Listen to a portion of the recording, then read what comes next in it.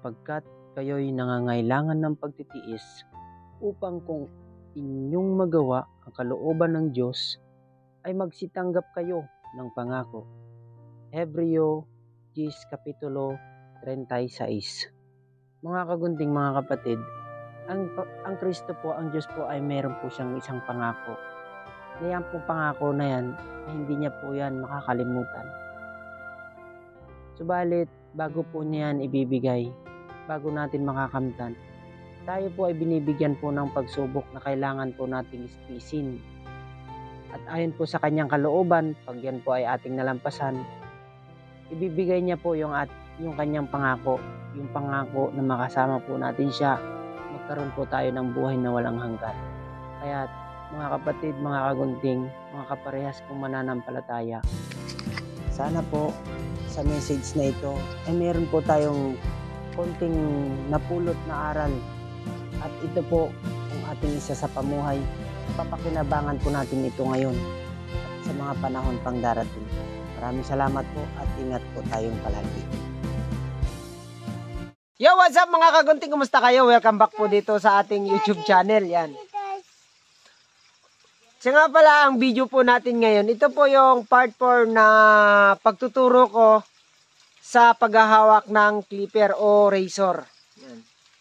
Bakit po ba natin talaga kailangan matutunan itong mga basic na to talaga? Ayan, dahil puro basic na lang tayo.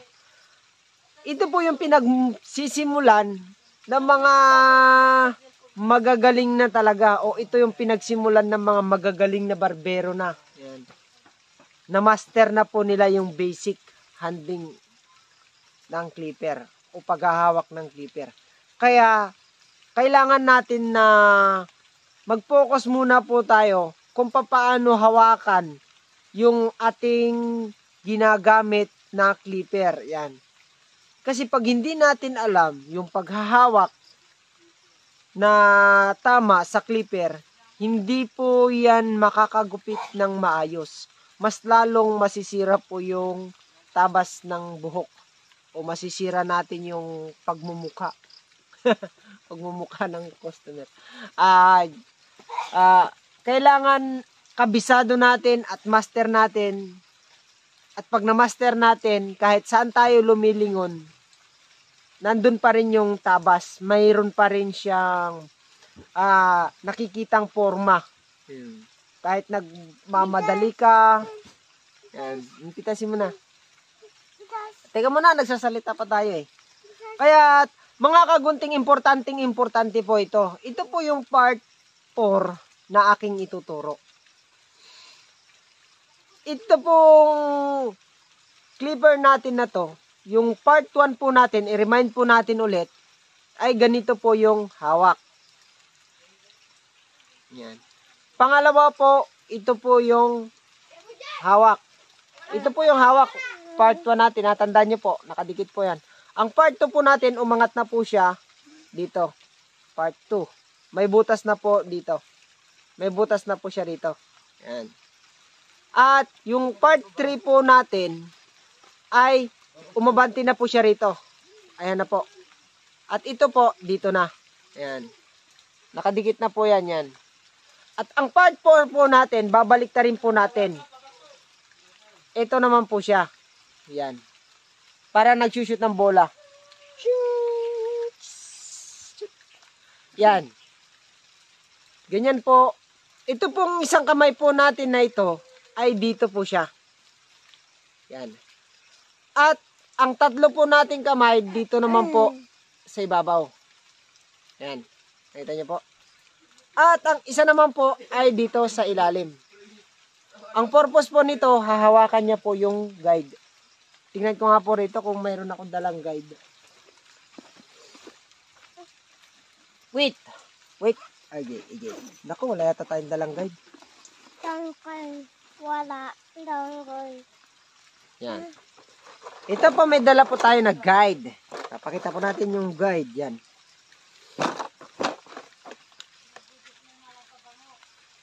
Pak. Yan. Yun, umandar na. Yan, dito po. Yan. Yan po yung paghahawak.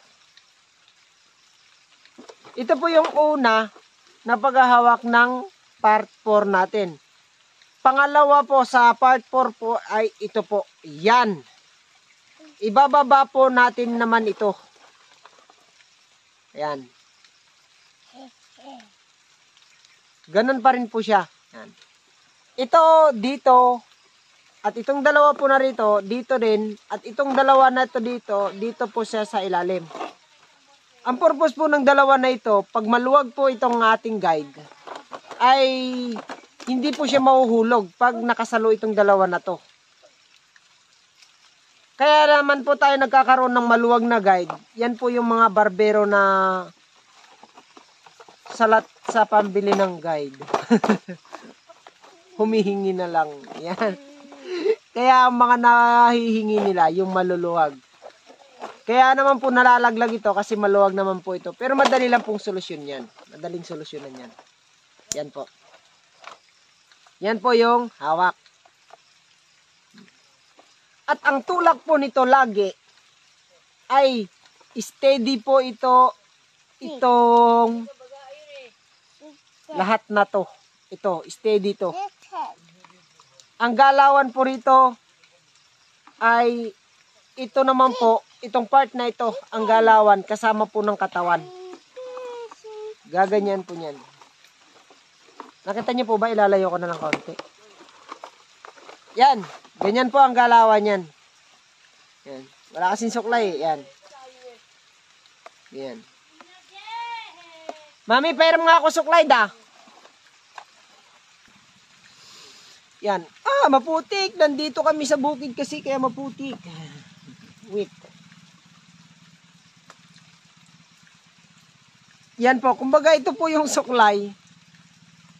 Yan po yung galawan. Ito po ay gagalaw lahat. Pero yung steady siya, steady. Ibig sabihin, ang hirap paliwanag eh. Gagalaw pero steady.